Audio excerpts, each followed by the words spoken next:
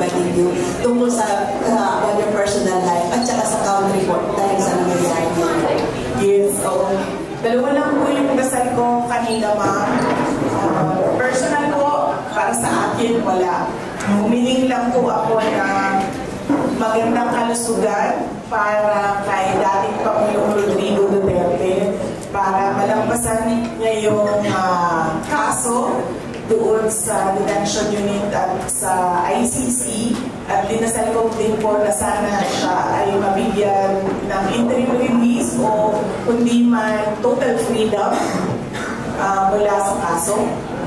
At yung dasal ko po para sa bayan is a peaceful and prosperous Philippines and peace and comfort for every Filipino. Yun po yung dasal ko kanina umaga.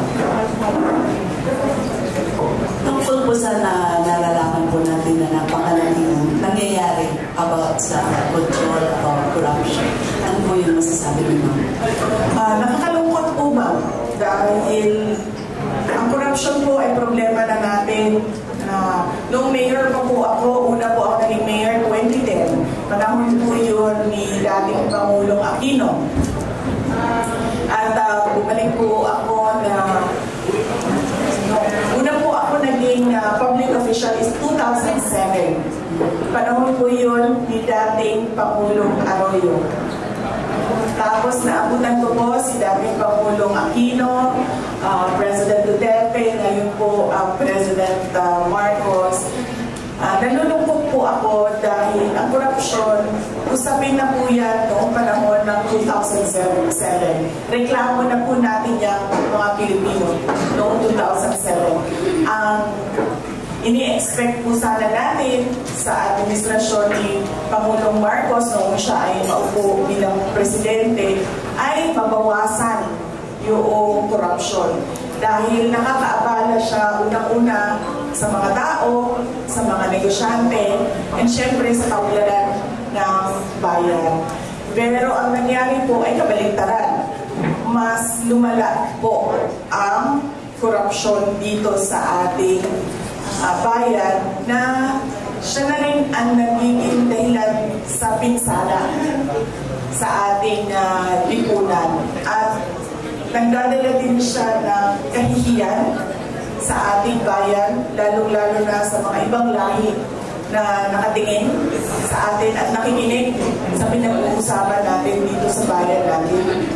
At syempre na yung hindi natin maabot yung kaunlaran na pinapangarap natin para sa ating Pilipinas, mahal na Pilipinas, dahil sa korupsyon. Good morning, President. Vice President. Follow up natin sa akin kanina yung interim release ni Tatay Digong. Kumusta na po? Ano po ating? Nag-file po ng interim release yung defense team ni dating Pangulong Rodrigo Duterte. Nakahanap po sila ng isang bansa na tatanggap, third country na tatanggap kay Pangulong Duterte. Lahat po ng kinakailangan para suportahan yung kanilang petition for interim release ay sinabit na po nila at na-deny po yung interim release. Ngayon, ang hakbang naman ng defense team ay nag-file po sila ng appeal. Tapos, nagsubmit na po sila ng bago pang mga supporting documents na nagsasabi na wala po kay dating Pangulong Rodrigo Duterte yung mga risk factors sa pagbibigay ng interim release. Ang risk factors po, unang-una, flight risk, ibig sabihin magtatago. Pangalawa po ay magte-threaten o mag-intimidate ng mga witnesses. Hindi po galing ni dating Pangulong Rodrigo Duterte yun. Nakita na po natin na merong mga investigasyon noon dito sa ating bayan. Nag-investiga si Commission on Human Rights, Leila de Lima, nag-investiga ang Senate, pinatawag nila si Trillanes at ang kanyang mga testigo. Wala pong nanakot, walang nangyaring masama sa kanila. So, makikita po natin na hindi ganyan yung behavior ni dating Pangulo Duterte. In fact, sinasabi na lagi, pabayaan ng mga tao na magtanong, pabayaan na magbukas ng investigasyon. At ngayon, nag-cooperate siya sa International Criminal Court. At yung pangatlo po na risk factor ay yung posibleng pagpapatuloy ng paggawa ng krimen. So, wala po sa kanya lahat yun. So, yun po yung inuulit ng defense team sa kanilang appeal at naglagay po sila ng iba pang mga supporting documents. Good morning, VP EY, Panigiri of DWIC.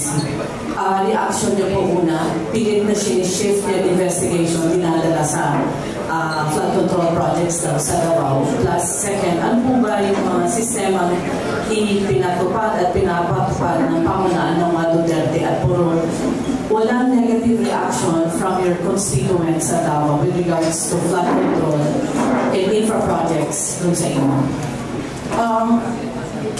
Una-una po ma'am, hindi na kami nagugulat, no, na pilit na ininidikit yung flood control corruption kay dating Pangulong Rodrigo Duterte at kay Senator Bongo. Kasi sinasabi ko nga noon pa na unang-una, yung nangyayari ngayon, hindi na po ito usapin ng 2025 budget. Dahil ang 2025 budget ay ninakaw na, wala na yun. Ang usapin po ngayon ay yung 2026 budget, 2027 budget, at 2028 budget, at yung mangyayaring eleksyon sa 2028. So kung i-tanpit natin yun, yung ginagawa nilang pag-atake sa kay dating Pangulong Rodrigo Duterte at kay Senator Bongo, gusto lang din nun na matamaan yung ako. Dahil paniwala nila at siguro pakiramdam nila, isa ako sa mga kandidato na pagkapangulo sa 2028. Negative reaction po ng mga tiga Davao, ang tanong niyo po, wala silang negative reaction. Opo. Wala silang pong negative reaction dahil sa Davao po, transparent po yung pag-i-implement ng projects. Yung mayor po, nagsasabi siya na ito yung plano natin para sa isang taon. Tapos after 1 year, nagsa-state of the city address siya at sinasabi niya rin, ito yung mga hindi nasunod, ito yung mga nasunod na plano, at ito yung mga hindi nagawa at bakit hindi sila nagawa. Nagagawa po namin na ipaliwanag sa mga tao kung ano po yung mga projects at ano po mga dahilan kung bakit sila na-i-implement at hindi sila na-i-implement.